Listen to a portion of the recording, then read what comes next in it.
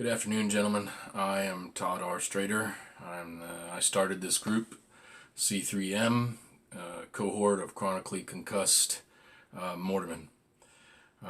First of all, I just wanted to give a shout out to everybody and say what an amazing response. I really wasn't prepared for 500 some members, but that's incredible, and you guys have jumped right into sharing content and stories and reuniting. So it's really already fulfilled a lot of hopes that I had for it in being a place that we can all kind of meet together. My background, how I got here, when I was in the service, obviously I was a mortarman. I've fired them all. Mostly heavy mortars, 120s, 4 deuces, and mostly mechanized infantry. So when I was in service, I went and got treatment for headaches. I had headaches while I was in service. I never put the two together, firing mortars and the headaches. I don't know why I've never thought of it. So anyway, fast forward years later, I'm discharged. And actually up until about 5 years ago, I didn't even know VA benefits were available to someone like me. So with a lot of peer pressure and thinking about it and seeing what people were getting claims for, I decided to make a claim for what I knew that I got treatment for when I was in service, and that was my headaches, migraines mostly, and a couple other musculoskeletal problems that I'm sure a lot of us have. So anyway, I filed my claim for the VA, sent them in my stuff, and I didn't have my medical records. I didn't get my medical records when I discharged. So the VA comes back and denies all my claims because why? They cannot find my in-service medical treatment records. Okay? So where does that leave a veteran when that happens? Is basically you have to prove your case on your own, without your medical records. Now the VA gives you certain guidelines. You have to have an established diagnosis, and you have to have what's called a nexus or a service connection from a doctor. So a doctor has to write you a letter saying that your diagnosis of your condition is as likely as it is not service related. Okay, so if you can get that done, the VA will take it into account. Now they'll come back with that bullshit that you didn't get treatment within a year of getting discharged, and don't listen to any of that. It's a pile of shit, because there's a lot of conditions that take a long time to develop after you get out of the service and worsen to the point that you have to go get treatment. Okay, so forget about what the VA says about that. There's ways to get around it. I'm working with my VSO right now on how to do that. So I was an investigator by trade up until about a year ago.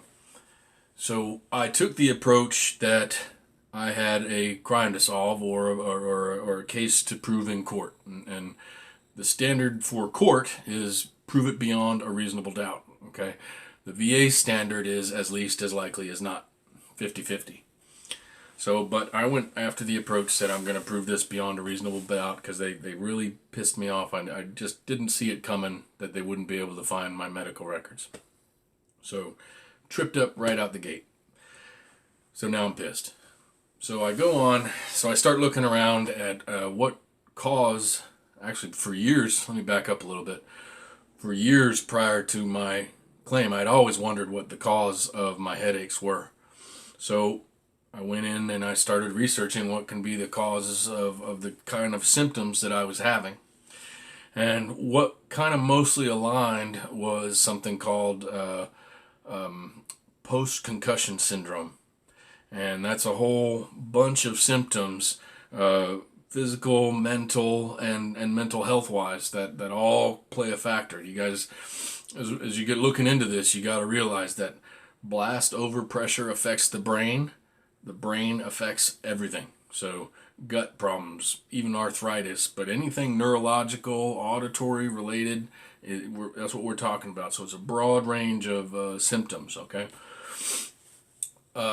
So in doing my research, I was looking for what was the cause of my headaches. And for the life of me, I can't remember how I stumbled upon it, but in doing my researching online, I came across something called the blast gauge. Okay, and what it is, a lot of you active duty might be familiar with it, or some of you recent discharge veterans from OIF, OEF. It's a little sensor that it's in your helmet, and it detects blast overpressure. And the funny thing is that they originally designed and deployed this device, this sensor, in soldiers' helmets because obviously head traumas were one of the biggest injuries of the global war on terror. IEDs, mortar attacks, rocket attacks, a lot of head injuries, neurological problems are some of the biggest things they're dealing with. So whoever up the chain or whatever wanted to know what pressure soldiers are exposed to when these blasts go off. So they developed this thing called a blast gauge. And they put it in these soldiers' helmets, okay? And there was I think it was the Australian Defence Forces. They did an experiment with these while their guys were deployed in Iraq, and for whatever reason, the unit that they were embedded with, the scientists were embedded with to monitor these sensors, was in theater, but it didn't get sent to an LP or forward operating base. Okay, they were in the rear. So it being that the case, they did a lot of training, and by happenstance, they were able to record that these blast gauge sensors in the helmets were picking up readings that were exceeding the safety standards just from firing heavy weapons, such as a Carl Gustav or breachers or mortars, especially the heavy mortars. So that kind of opened a door to a whole new field of study, and that only happened about 4 years ago. So this is all relatively new stuff. There's new studies coming out every few months.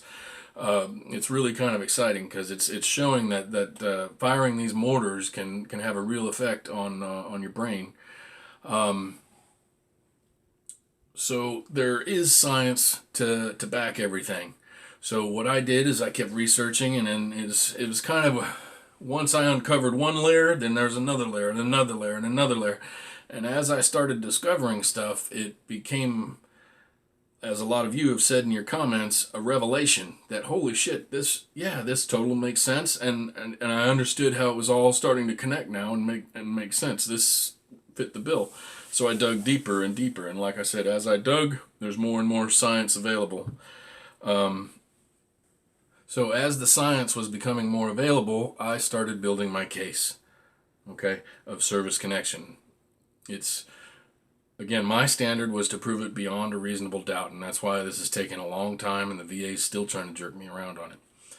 So what I did is, at the time, I was treating with civilian doctors. So I went to them, and I told them about my migraines and stuff, and they gave me a diagnosis. And I took what I gathered, and the first couple versions of that video you've seen, which that video is about the 6th edition.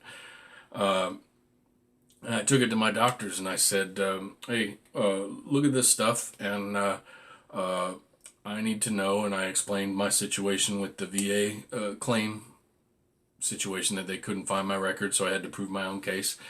And I took it to the doctors, and I showed them all this, and I asked them, do you think it's at least as likely as not that what I have is as a result of being exposed to these blast overpressure exposure? So far, every civilian doctor I've taken it to has, yes, it's the logical conclusion. In fact, the logical conclusion is the exact words my neurologist at the VA said. After reviewing the same evidence I'm presenting you guys, okay? So that's why it's important. I've told a lot of you, if you go to the group page at the top, there's a link called Scientific Research.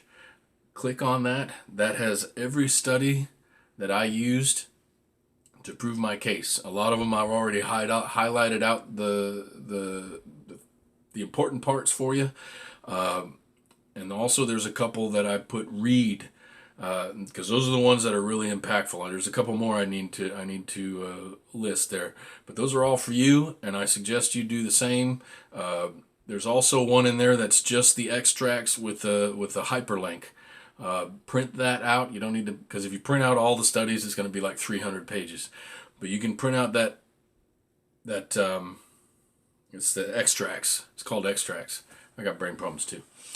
So you take that extracts and you take that video and you take it to your doctor and you say, you know, I have a diagnosis. I've been suffering from this for a long time. And do you think it's as likely as not? And if they say yes, then say, please put that in my medical records. Now, ideally, if you can get a formal letter, you can print them out online, you know, sample nexus letter. If you Google that, there's tons of results. But for me, I was satisfied with just getting it in the clinical notes. In the clinical notes, yes, it's as likely as not that his condition is a result of being exposed to mortar blasts, or, you know, firing mortars. So, and that's all the VA requires. Now, they're still going to try to jerk you around any way they can, but that's what I had to do to get around not having my medical records.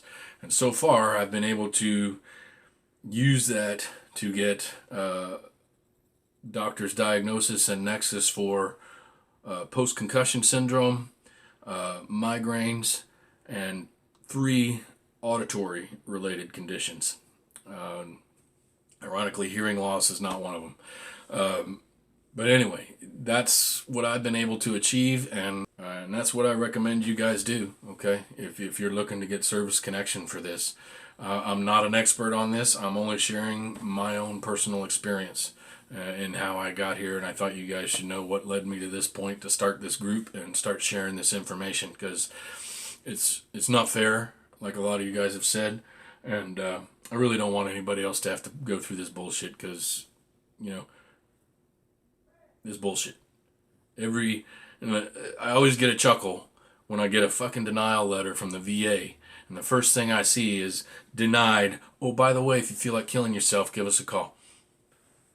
So as I've said, another one of my goals now is I believe that soldiers exposed to occupational, this is the wording I want you to use, occupational exposure to low-level or mild blast exposure, okay, from firing heavy weapons, firing heavy 120 millimeter mortar, 4 deuce mortar, Carl Gustav, breachers, things like that.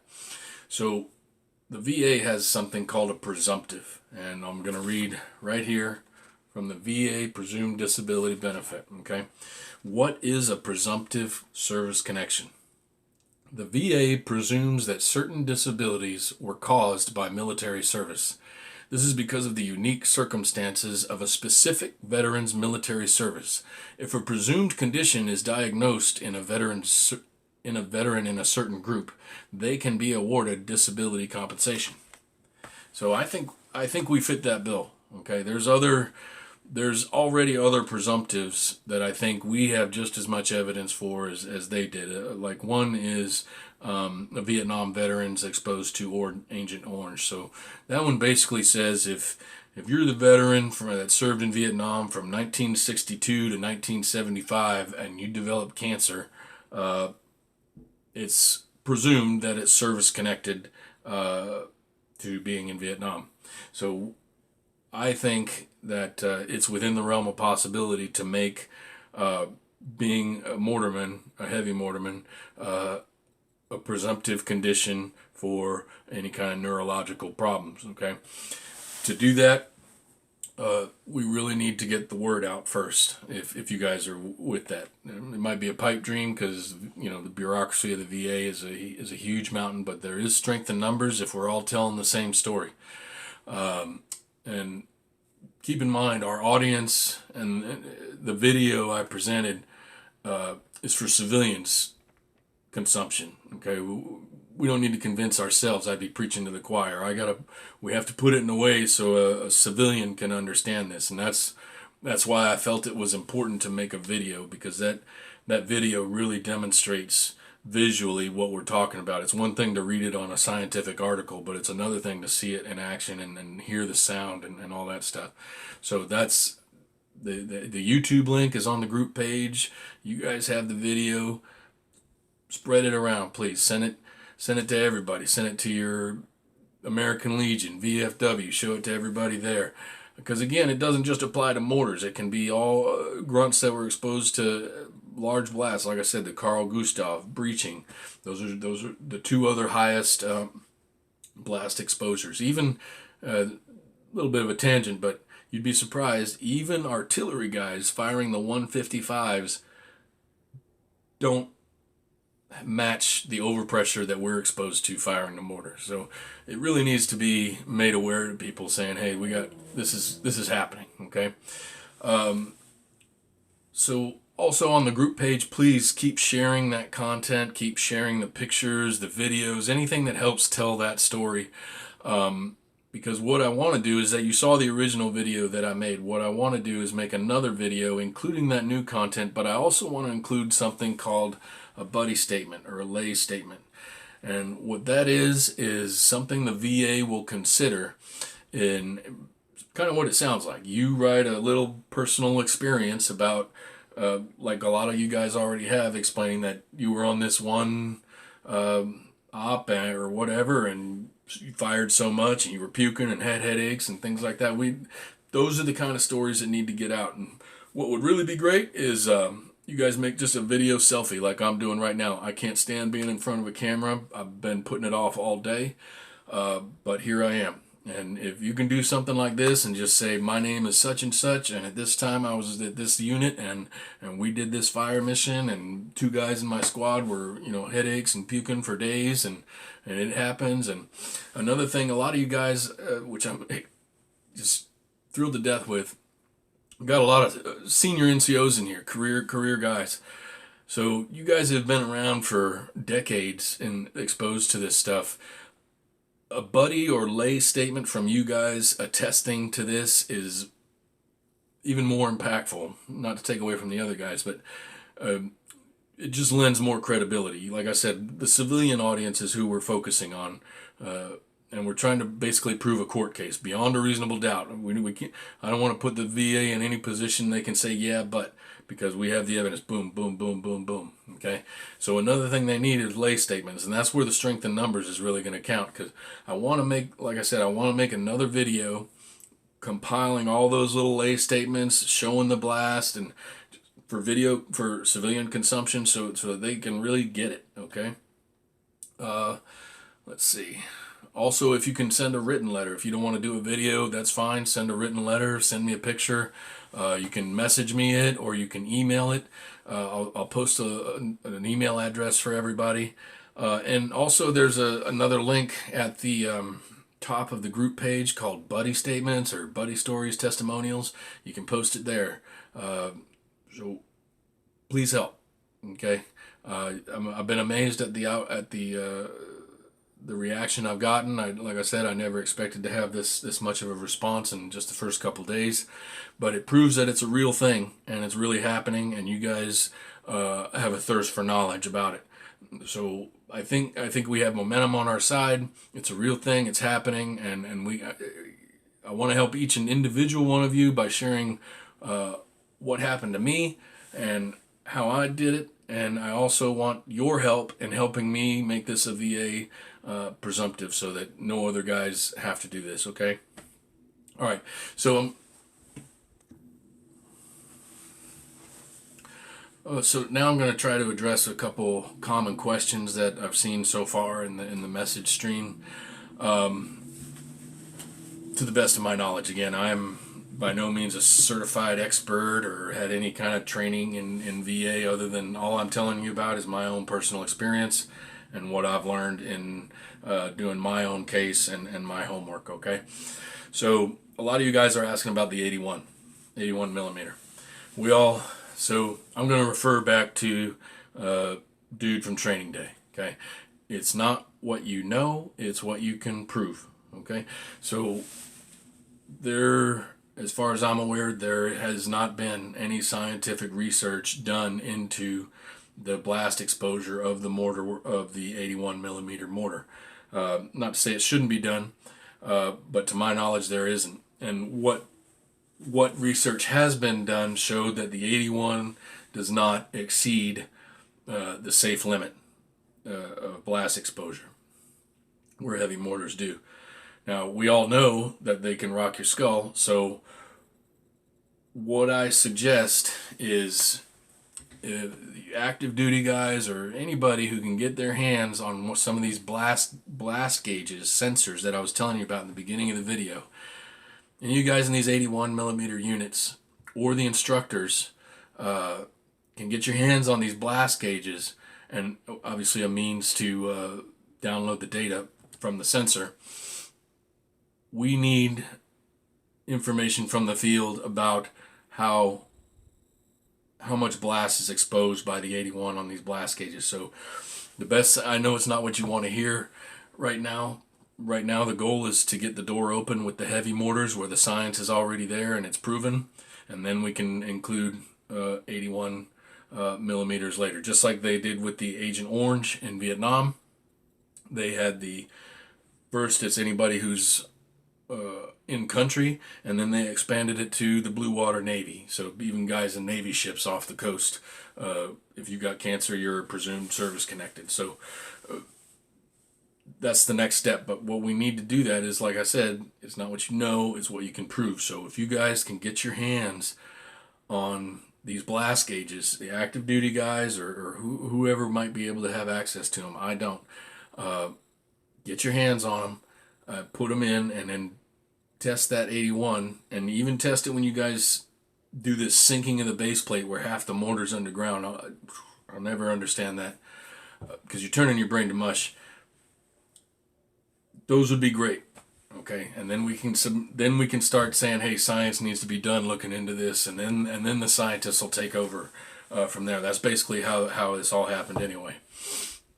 So another you guys were asking, well, how do that Nexus letter I showed from my doctor where he said that this is from firing mortars.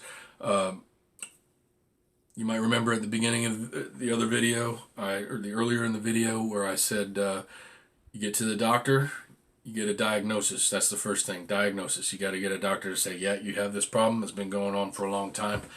Now, if you want, there's certain key words that doctors are looking for in order to place you in certain categories of the condition, okay? And I can share those with you if there's interest. Just put it in the comments below. So you need the doctor's diagnosis, okay? And then you need to take the research, the evidence that we have, the video to the doctor, and say, do you think it's as likely as not that my condition is a result of military service? More than likely, they're going to say, yeah, it's the logical conclusion. You can watch that video and any moron can see that this must have a huge effect on the human brain. So, and sometimes VA doctors might not be open for that. And here's a little bit of a cold, wet towel for you.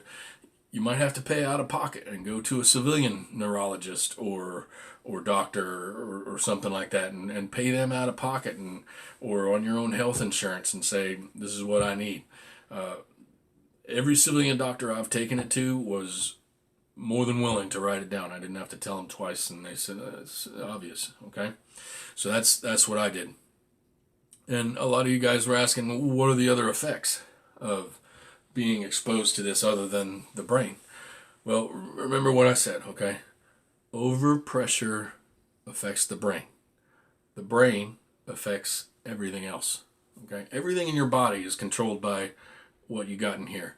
So if something in there is knocked out of place, it's going to have effect. It's going to have a residual effect. It may not be the direct effect, but it could be because this little thing isn't firing right. It's causing this thing not to fire right, and that's causing that not to fire right, and here you are with your condition. So there's a lot of science saying that there's a lot of related conditions you can have because of your trauma to your brain.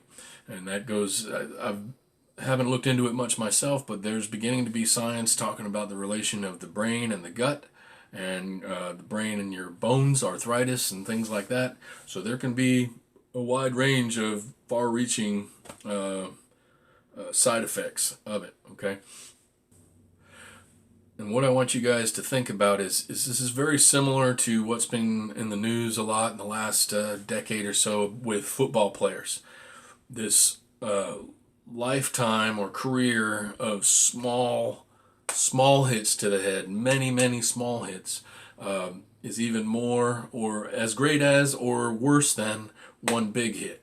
So we're kind of in that ballpark, that many little hits accumulate over time, and each time do a little bit more damage. Every tiny micrometer, little bits of damage each blast exposure that you have. Okay, science has shown that as few as 3 blast exposures at low level can affect the brain permanently. So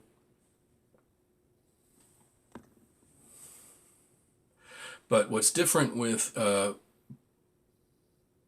brain trauma from blast exposure is blast affects the brain, injures the brain in a way different than a sharp impact, like a football helmet hitting heads or falling down and hitting your head. It damages the brain. That is also bad for the brain. But like I said, the blast waves, because your brain is filled with liquid and soft tissue, it affects differently than a sudden impact. So start looking into that too. So a lot of you guys, I would recommend look what I did. Look into what I looked into. It's called post-concussion syndrome, and basically what it is concussion symptoms that never go away. Okay, so those concussion symptoms can be very broad. There's many of them. So if you have 3 or 4 or 5 of them, then this might be what you're looking at, and you might want to start looking deeper into it. So comment down below with more questions. I'm kind of flying by the seat of my pants, so I'll try to help as much as I can. You can message me questions, and I'll tell you what I know. Okay, and then otherwise, please, again, I need those selfie videos like this one saying that I'm Joe Blow. I was exposed. Personal accounts of what you can say about occupational exposure to blast overpressure firing heavy mortars can just do a ton of good. And just keep the pictures and videos coming. They're just really amazing. And again, I thank you guys so much. I never thought I'd get this kind of reaction. I was thinking 20, 30 guys are going to come over here. But it's amazing, and I think there's going to be a lot more. And so share it with your guys when you in your unit. Talk to other guys if you know somebody's got headaches or something from the military. We can tie it all. We can tie it all to this, and it's going to make sense, and it's going to give you peace of mind. All right. So with that, out of action.